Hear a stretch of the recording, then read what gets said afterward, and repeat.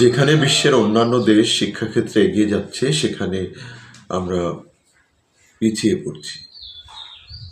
আমরা জানি যে রিটায়ারমেন্টের পরে আমাদের বেসরকারি শিক্ষকরা একটা 6 মাসের মধ্যে তাদের অবসর সুবিধা এবং কল্যাণ সুবিধা পাওয়ার কথা। সেখানে বছরের পর বছর কেটে যায়, সেখানে তারা তাদের অবসর ও কল্যাণ সুবিধা পান না এবং তারা মানবেতর জীবনযাপন করে। এই বিষয় নিয়ে আমরা শিক্ষক সমাজ সবসময় বলে আসছি সরকারের কাছে।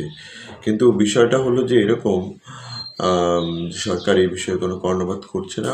এখন উল্টো তাদেরকে, যে সমস্ত বেসরকারি শিক্ষক রা রিটায়ারমেন্টে গিয়েছেন, তাদেরকে আবার ফিরিয়ে আনার চেষ্টা করছে এবং বলা হচ্ছে যে শুধুমাত্র শারীরিক সক্ষমতা যাদের আছে তাদেরকে নিয়োগ দিতে।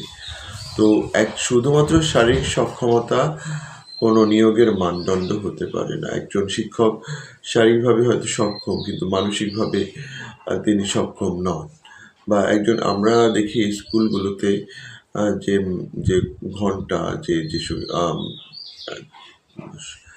7টা ঘন্টা থাকে, 6টা ঘন্টা থাকে। তো অনেক ক্ষেত্রে দেখা যায় যে বিদ্যালয়গুলোতে শিক্ষকের অনুপস্থিতির কারণে একজন শিক্ষকের 6 ঘন্টা টানা করতে হয়।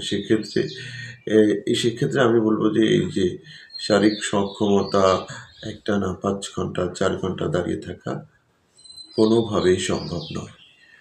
তো এখানে এছাড়া আপনি আপনার শিক্ষকের যে পাওনা, সারা জীবন অর্জিত যে পাওনা, সেটা যদি আপনি না দিতে পারেন, তো সেখানে তার একটা যে আর্থিক সচ্ছলতার একটা বিষয় থাকে, এই আর্থিক বিষয়টাই কিন্তু তাকে মানসিকভাবে পীড়া দেয় এবং এই সব কিছু মিলে তিনি শারীরিকভাবে কিন্তু এটা তার জীবনে প্রভাবিত হয়। তো এই সমস্ত অবসরপ্রাপ্ত শিক্ষকদের নিয়োগ দেওয়ার ফলে কতটা আমরা সফল হব, বা আমাদের যে শিখন ঘাটতি কমাতে পারবো, বা আমাদের শিক্ষা ব্যবস্থায় যে শিক্ষক সংকট, এইখান থেকে যে আমরা সংকট কাটিয়ে উঠতে পারবো, এই বিষয়ে আমাদের একটা সংকট থেকে যায়।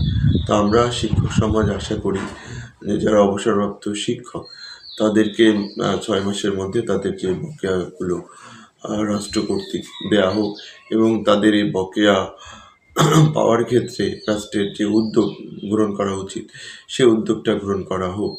আমরা চাচ্ছি যে নতুন সরকার আমাদের শিক্ষকদের যে সম্মানের জায়গাটা, এটার জন্য তারা রাখতে পারে। নতুবা এই শিক্ষকদের এখন নতুন করে যদি প্রলোভন দেখানো হয় যে তাদেরকে আবার চাকরি দেওয়া হচ্ছে, তাদেরকে আবার বিভিন্ন শিক্ষা প্রতিষ্ঠানের সভাপতি হিসাবে করা হচ্ছে, তো বিষয়টা হলো এইরকম যে তাদেরকে তাদের যে পাওনা, তাদের যে বকেয়ার বিষয়টাকে উপেক্ষিত রাখা হচ্ছে এবং এই যে তাদের যে আমাদের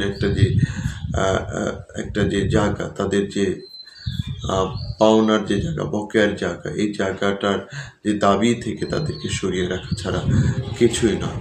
তো মাননীয় শিক্ষা মন্ত্রীর প্রতি আমাদের আহ্বান থাকবে, এই যে বেসরকারি শিক্ষকদের যে বকেয়া, সারা জীবনের কষ্টে অর্জিত বকেয়া অর্থ যথাযথ সময় পরিশোধ করার জন্য আপনার প্রতি বেসরকারি শিক্ষক সমাজের আহ্বান থাকবে। ধন্যবাদ।